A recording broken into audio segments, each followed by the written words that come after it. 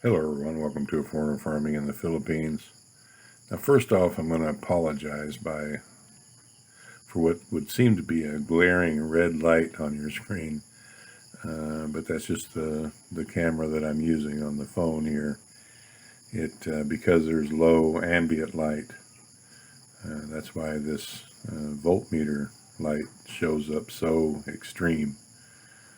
It's almost 6 a.m. I've been up since about 4:30. I just woke up and couldn't go back to sleep, so I was up before 5, and that's just about when the inverter shut off. So yesterday, it's happened like twice now, and well, this is the first time that the inverter has ever shut off since we've expanded the system. Yesterday was only like the second day in the last several months that it was cloudy all day, and we didn't get much battery charging going on. And last night, of course, we all ran the fans, and the inverter made it till about 5 o'clock this morning until it shut the batteries down. Now, I was actually sitting here when the inverter went off, and this voltmeter was reading 22 volts. And for you solar guys out there, probably already know this, but for people who are kind of interested in broadening their knowledge about batteries, I thought I'd make this video. So the inverter shut down when it was reading battery voltage of 11 volts. Now, of course, this meter is showing 22.7 right now. That's because we're on I'll try to steady this up a little bit. That's because we're on a 24 volt system, but they're 12 volt batteries. So you just take this number and divide by 2, and that's the voltage on a 12 volt battery.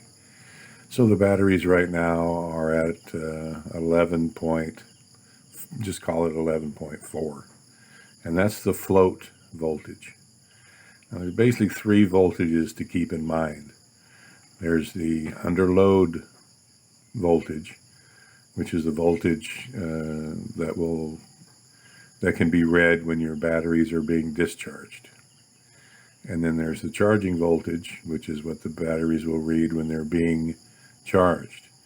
This right here, because there has been neither charging nor discharging going on for at least 30 minutes, this is the float voltage.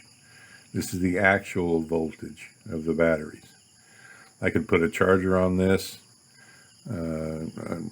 aggressively charging the batteries, and that voltage within 5 seconds would go to 27, 28 volts.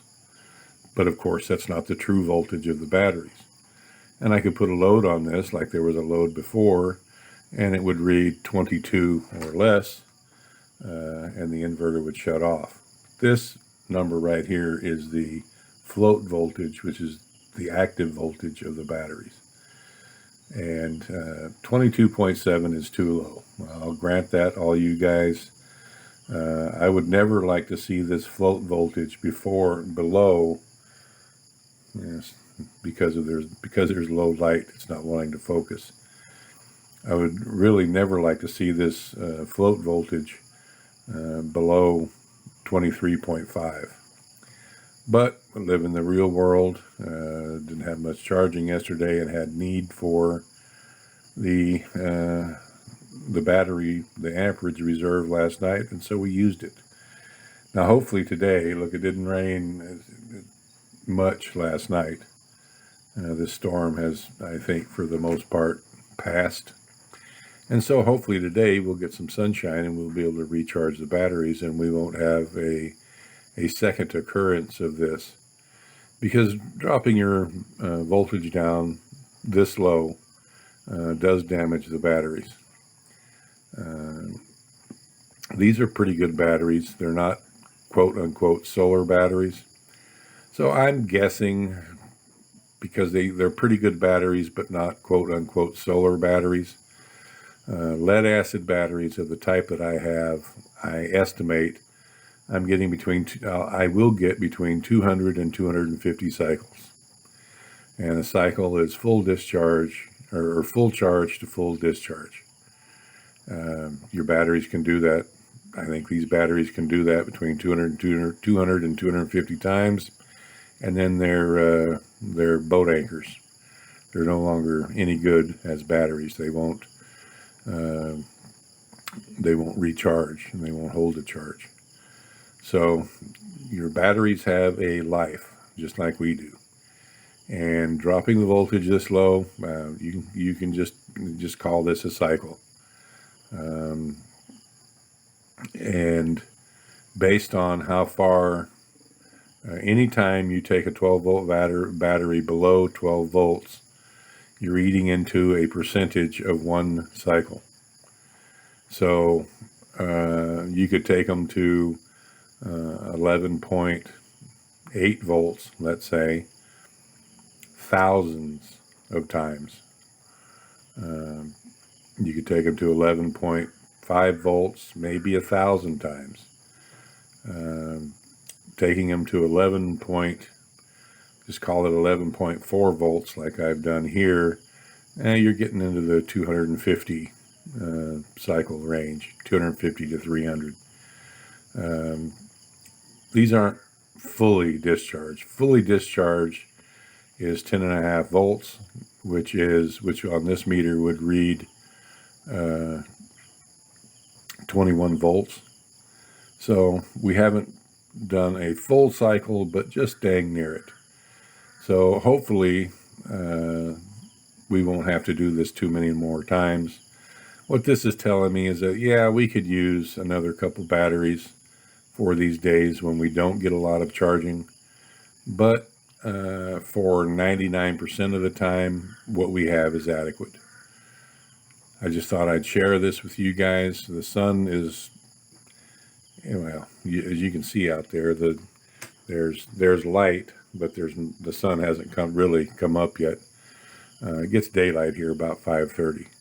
The sun won't come over those trees there and hit the panels until about 7:15-ish.